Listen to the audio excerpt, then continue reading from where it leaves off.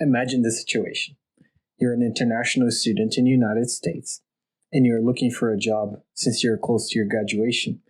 You get an interview where you know the salary is $120,000 a year, and you manage to blow it. That's what happened to me, and I'm going to talk about it today. So, my name is James.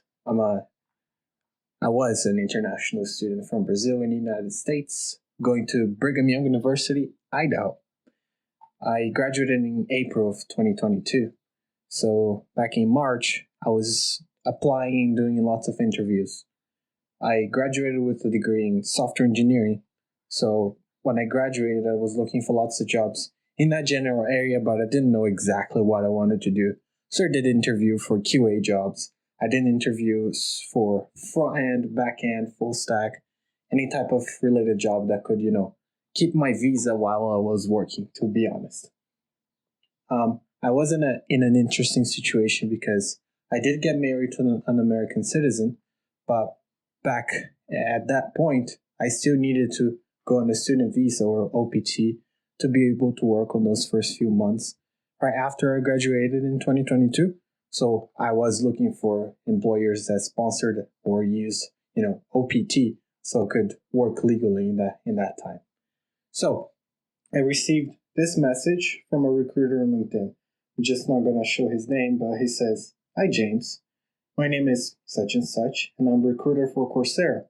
I'm currently hiring for a software engineer, and based on your background, I believe you would be a great fit. If you're interested, please check out using this link. The position is remote.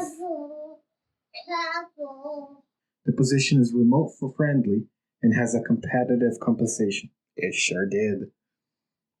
I hope to hear back from you, and please feel free to send questions. Send me any questions you may have. Thanks. And then I said thanks, and we got talking, and we first got a screening call scheduled, and during the screening call, he asked, "So, how much you're expecting to get paid?" And I was preparing for all those interviews and all those screening calls, but I wasn't sure on the salary range. So it was based on how much they would pay for the previous internship that I did. So I was like, I don't know, maybe 80K. What's the range? I don't remember exactly what I said. But he was like, "Don't worry, we pay 120,000." And he just gave me the salary right away. Looking back, probably because that was a really low range for them. But for me, that would be, great. And another thing, I was trying to explain my visa situation. He was like, "Oh, don't worry. We sponsor people and do OPT." And he just gave away those 2 points of information.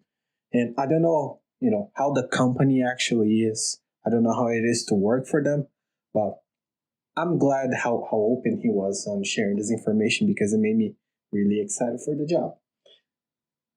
But anyways, the interview got scheduled. It was over a video call. A couple days later, it was a different person.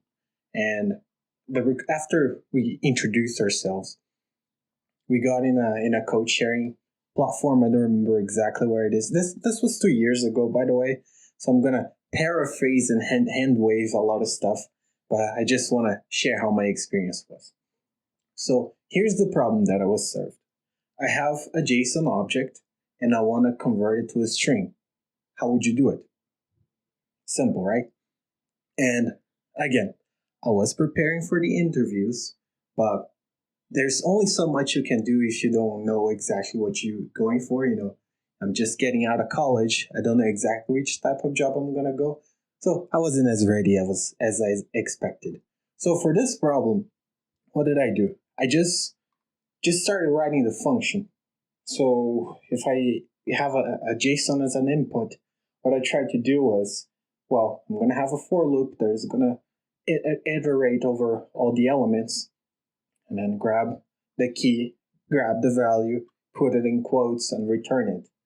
And she was like, "Yeah, but what if you have nested elements? Or what if you have arrays?"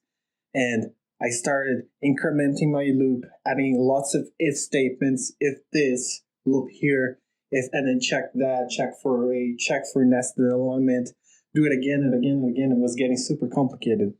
And that's where the interview went downhill because she kept giving me hints of what she wanted me to do, but I kept just making my solution more complex instead of actually doing what I was supposed to do. And at the end, I don't even remember if I figured it out or if she told me that I was supposed to use recursion. What is recursion? I'm not gonna do a demo right now to embarrass myself, but it's a concept where you have a function that calls itself. So you have here I'm embarrassing myself, but recursion is a function that calls itself, and I do understand the principle, but to be able to implement it in a production ready kind of way, I have to sit down and just try to remember how things are and then go for it. But that would be the perfect solution for this problem that she gave me. Imagine you have a JSON has lots of nested elements, and you have no idea how many levels you have. You're going to get several things. So with recursion, you're able to do that because you're able to go all the way to the smallest level, and then since it calls itself, it just adds to the result and goes back. I promise in the future I'm going to do a video just on recursion. But by the end of the day, I did not get the job. But it was a cool experience. Did not get a job that paid $100,000 right out of college, but it was a cool experience. Also cool is things in the workforce changed a lot in those 2 years. Back then, all I was worried about is making a good impression in all the interviews that I was getting. But nowadays, it's even hard for people right out of college to get an actual interview. I've spoken with BYU Idaho students, some that I knew, and also people that are graduating and just reach out on LinkedIn. And they just complain that it's hard to even get into the interview process. And another interesting thing that I learned in this process, I've been working in an industry for 2 years now. And back when I was in college, it was just hard. It was not interesting at all to do all those problems and do the studying that I was doing. But now that I'm actually free of college and I've been working, I actually have the motivation to go and think about recursion problems, I'm not an expert in it yet, but those things start to get interesting. So a career in software engineering is definitely interesting, especially with all the changes that are happening with AI and offshoring and stuff like that. And I'm going to share more with you. But anyways, my name is James, and this is 9 to 5 Abroad.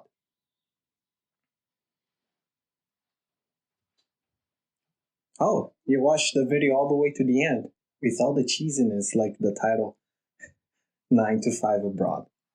But anyways, I'm James. I've started this YouTube channel a long time ago and did all kinds of things with it.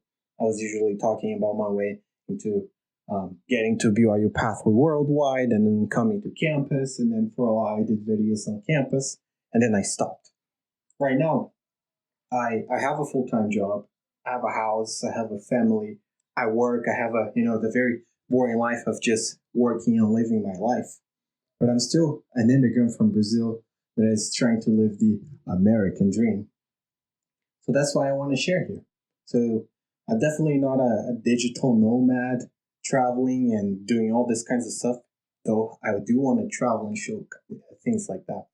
But I just want to share a perspective of a Brazilian immigrant in the United States and all the things that come with it, and add my perspective as a software engineer in the workforce and things like that. So if you're interested in this kind of content, feel free to subscribe.